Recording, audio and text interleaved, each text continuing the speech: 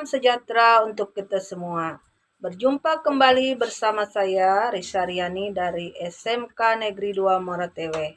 Pada kesempatan ini kembali saya berbagi materi pendidikan agama Katolik dan budi pekerti tentang kesetaraan perempuan dan laki-laki untuk kelas 10 PASE E. Adapun tujuan pembelajaran dari materi kesetaraan laki-laki dan perempuan adalah sebagai berikut. Peserta didik mampu memahami jati diri sebagai perempuan atau laki-laki yang saling melengkapi dan sederajat, bersyukur kepada Allah yang menciptakan dirinya sebagai perempuan atau laki-laki, sehingga pada akhirnya menghargai sebagai perempuan atau laki-laki yang saling melengkapi dan sederajat. Sebelum kita memasuki kepada materi, mari kita awali kegiatan penyampaian materi ini dengan doa pembukaan. Dalam nama Bapa dan Putra dan Roh Kudus, amin. Allah Bapa yang Maha Baik, Engkau menciptakan kami sebagai laki-laki dan perempuan, semartabat, secitra, dan sederajat. Sekalipun kami memiliki kekhasan dan perbedaan, Engkau tetap menghendaki kami bersatu dan saling melengkapi. Engkau mencintai kami dan memanggil kami untuk senantiasa saling membantu dan mengembangkan sehingga kami semakin sempurna.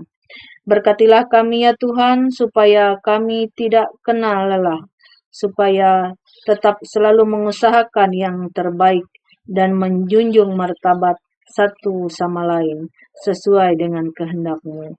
Demi Kristus Tuhan dan pengantara kami. Amin.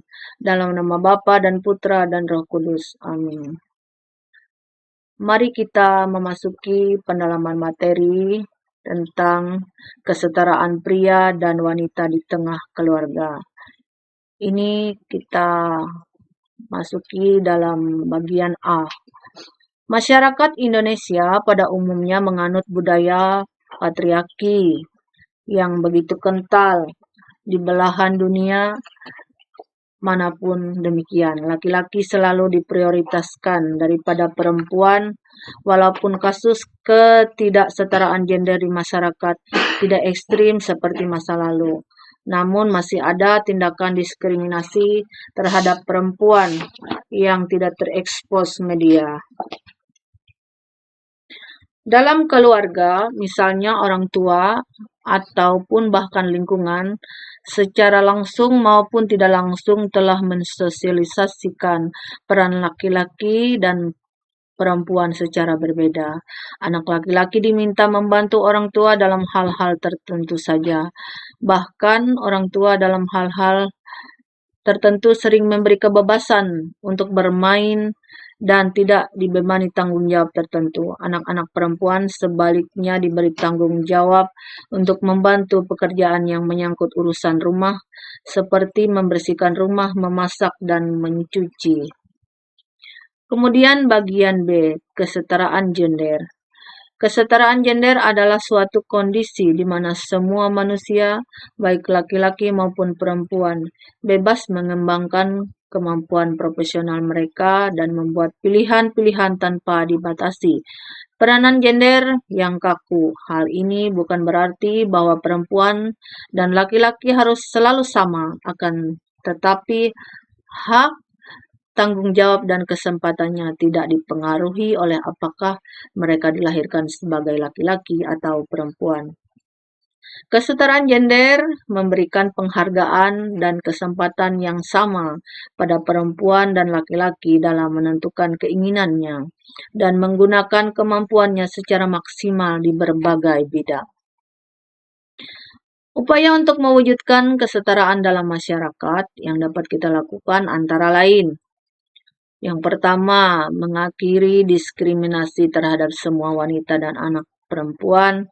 Yang kedua, meningkatkan pemberdayaan perempuan dalam berbagai kegiatan.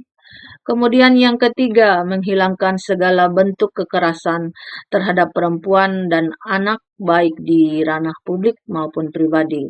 Hal ini termasuk perdagangan manusia dan eksploitasi seksual pada perempuan dan anak-anak. Kemudian yang keempat, meningkatkan pelayanan umum dan kebijakan publik yang lebih pro terhadap perempuan. Kita akan mencari bagaimana pandangan kitab suci tentang laki-laki dan perempuan. Laki-laki dan perempuan diciptakan semartabat dan sederajat.